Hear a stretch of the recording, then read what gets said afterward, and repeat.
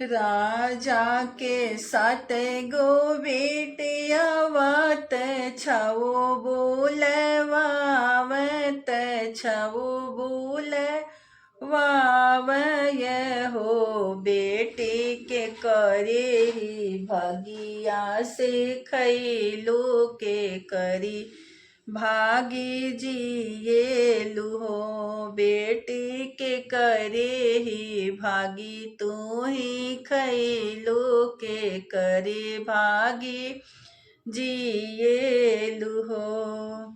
पापा तुहरे ही भागिया से खैली तुहरे भागी जीला हो।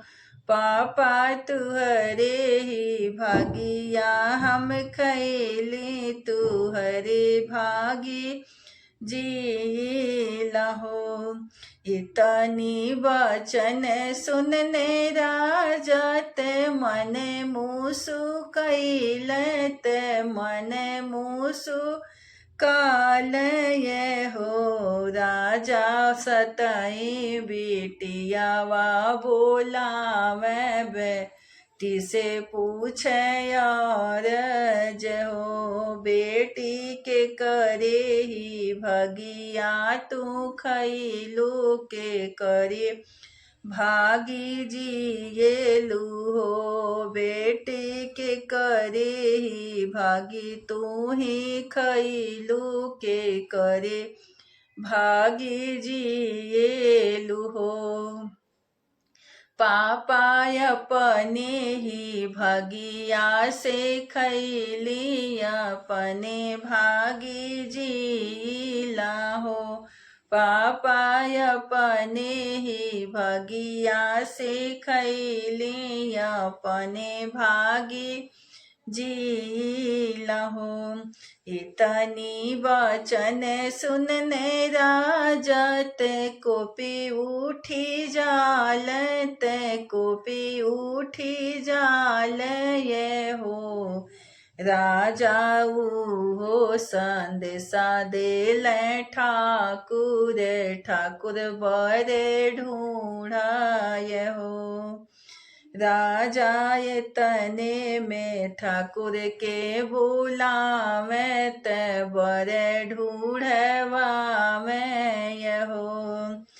छव बिटियावा के बरे ढूंढिया राजा से महाराजा ये राजा से महाराजा ये हो। ठाकुर सतई बिटियावा के ढूंढिया जवन मिली जई है उहत लेके हाय हो। ठाकुर जवन ही मिली औरी जई है उहत लेके हाय हो। छवो बिटियावा के बरवात राजा से महाराजा ते राजा से महाराजा ये हो। राजा बन बन हम ही भटकी नहीं ते मिल बर हो।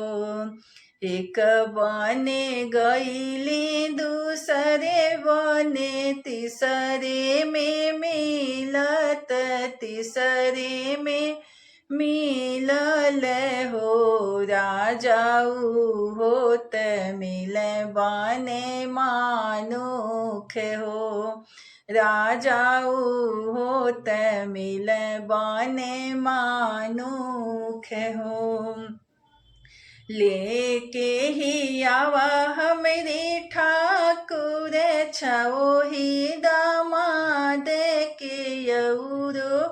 आगल बैठइबे बागल बैठइबे होरा। ठाकुर सतवाद मानुख मिल गईल त उनके खड़ा ही करबे उनके खड़ा ही करबे हो। राजा ये तनी बातिय सुनी मनवात उनके मगन भइल हो। हम छठ बिटियावा के बर देखी मगन मगन मुस्कालन हो। ठाकुर कहवा से मिलबान मानुख सतई बियाहबय हो। ठाकुर कहवा ही मिलबान मानुख सतई बियाहबय हो। इतनी बचन सुनली बेटी त मन मुसु कैलिनी मन मुसु कैलिनी हो। पापा हमरे ही भगवान मानुख हमें सुविकार हो। पापा हमरे ही भगवान मानुख हमें सुविकार हो। जवन ही करी है बचनिया उहत मानी ले रानी से ही महारानी हम ही ते बनबय हो। पापा हमरे हरि के बान मानुख तुहरे ही लिए हो। पापा हमरे हरित बान मानुख तुहरे ही लिए हो। हमरे नसीब मेरा जात नहीं बने मानुख नहीं बने मानुख हो। पापा अपने ही सोचिया कि तू ही थोड़े ही बदली रखा थोड़े तू बदली रखा हो।